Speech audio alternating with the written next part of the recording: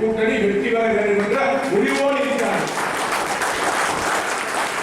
சிங்கம் புலி ரெண்டு கூட்டணி அதிமுக பிஜேபி. சிங்கம் யாரு? எடப்பாடி. புலி யாரு? பிஜேபி. ரெண்டு நிக்குது.